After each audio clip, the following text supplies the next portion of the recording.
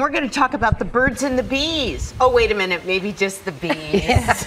Oh, you really drew them in. Drew's running down from the rooftop right now. Yeah, bees. I mean, they've had a really tough time with the cold, damp weather we've been having, and they're so important to the entire food chain, really everything about our lives. And, you know, there's some students in Vancouver are having the opportunity to study bees up close with a new hive at their school. We want to tell you about this project. So we brought Brian Lacey in, the owner of Urban Bees and Gardens, also Betsy Jagger-Lee, a teacher at Gardner School. But let's start with you, Brian, and the importance of bees. I talked to you yesterday, and I never learned so much about bees before in my life. I'm always scooting them away, but you're saying, no, we need them around. Why?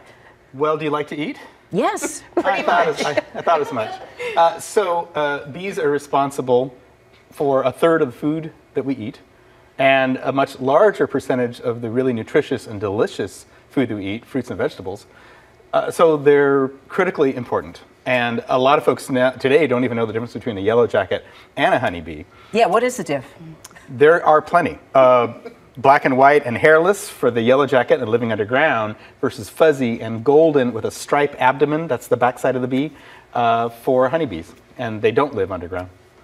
Interesting. You are taking the message of just how important the bees are to a local school. How did you guys get involved with this? Well, we've had a long partnership with Brian for over the years, and he's integrated into our science curriculum. But last spring, we had a swarm that came to campus.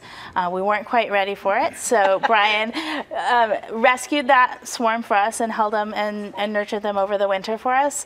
And so now we have this great coming home story, because during that time we applied for a grant from the Bee Cause Project, which brought it to our school.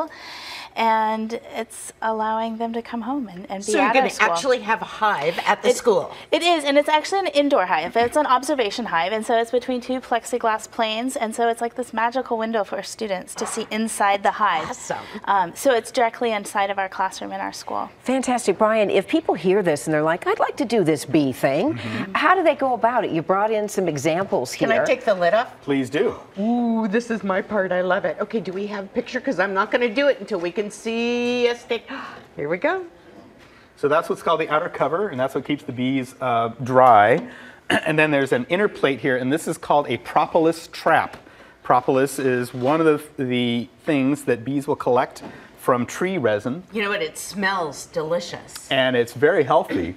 For thousands of years, humans have been putting a little bit of propolis in their mouth or on a wound to save their lives. It was before mankind invented man-made antibiotics. This was a very powerful, and still is, a very powerful antibiotic. I've heard about that. Now, no bees, I should point out, in here today, because you said it would be cruel to bring the bees out in this cooler weather. Well, yes, I'm disinclined to bring bees to events because they really want to stay at home and have a flyway where they can go into their neighborhood, which is just 3 miles, and do so. Let me just say that I support that, not bringing bees. Just And what is here? That's the honey collection going on down there? Right. So this is what's called a deep Langstroth box, and it typically holds 10 frames, but I only put in a smaller number because then you can see down in the bottom, and down in the bottom is sort of what I call a riser bar, for you a little bit. And down in there is some organic matter. I'll often use leaf matter, and I'll put some essential oils down in there as well. So this gives the bees, what I'm trying to do is I'm trying to create as much of a tree-like home for the bees, because bees evolved with trees in this regard. Interesting. So I give them a nice tree-like home to be in. But if you're going to do this, and there are bees present, obviously you have the Yes. clothing that you need to wear to be safe. Right, there's just a simple veil, and I prefer using thin nitrile gloves, because it's really the bees smelling you as a mammal that gets the most upset, then I'm breathing on them. So if you control your breath and you move slowly, these typically will be all the gloves that most people will need.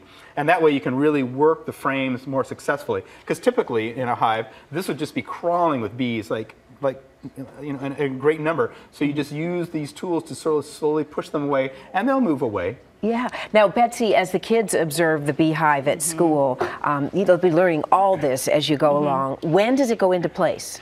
It went into place this morning. Brian came out this morning. We've already been on campus. We transferred it in a transparent tent outside from the bee box into our observation hive, and we had a procession into my classroom. So it's So mission accomplished. It is. So Very much currently so. at school for our Earth Day activities, one of them is in the classroom, really Wow. exploring that. That's exciting. Thank you guys. We're going to be much you. nicer to our bees from now on, and we appreciate that. appreciate all they do. That's for sure.